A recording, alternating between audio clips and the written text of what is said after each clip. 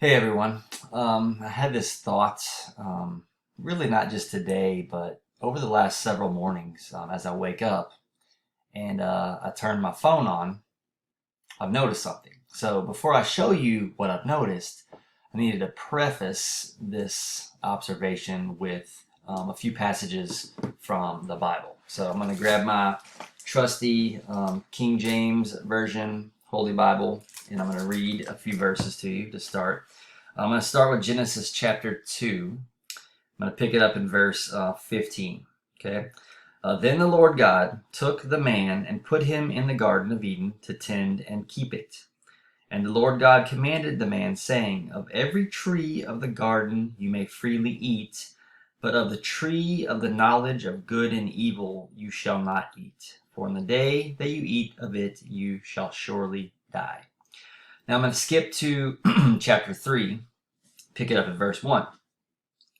Now the serpent was more cunning than any beast of the field which the Lord God had made. And he had said to the woman, Has God indeed said, You shall not eat of every tree of the garden? And the woman said to the serpent, We may eat of the fruit of the trees of the garden, but of the fruit of the tree which is in the midst of the garden, God has said, You shall not eat it, nor shall you touch it, lest you die. Then the serpent said to the woman, You will surely not die. For God knows that in the day you eat of it, your eyes will be opened, and you will be like God, knowing good and evil. So when the woman saw that the tree was good for food, that it was pleasant to the eyes, and a tree desirable to make one wise, she took of its fruit and ate. She also gave it to her husband with her, and he ate. Now,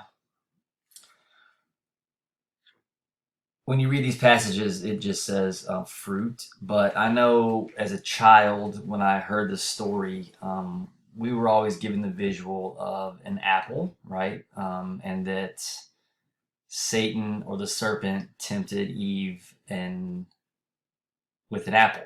Okay, so by eating of this apple,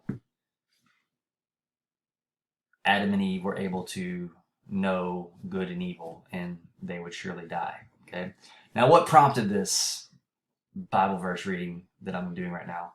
It was I started turning my phone off at night when I go to bed, to try to limit the electromagnetic fields being generated about around my body when I sleep. So I turn the phone off. So I wake up in the morning and I turn the phone on, right? And it takes a few minutes for it to power on. But what do you see after a few seconds?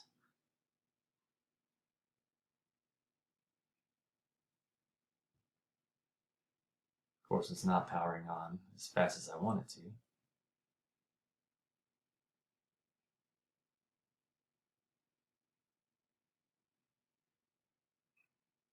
There we go. You see an apple, which makes sense because it is an Apple iPhone, but there's a bite taken out of the apple, right?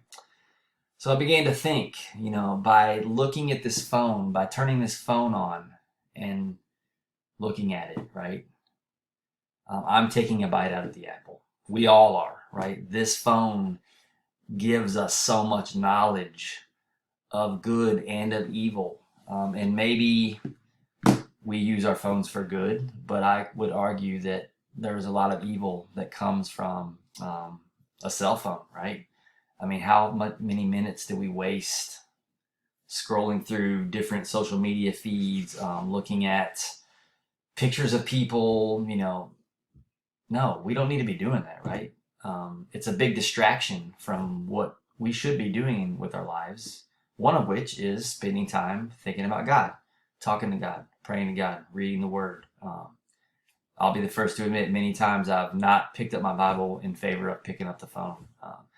And I don't know, I've just been following these paths of spirituality lately, and that's one thing that really stuck out to me. And I think there's a lot to it, right? That we now have this device in our hands that gives us all the knowledge in the world that we could want, right?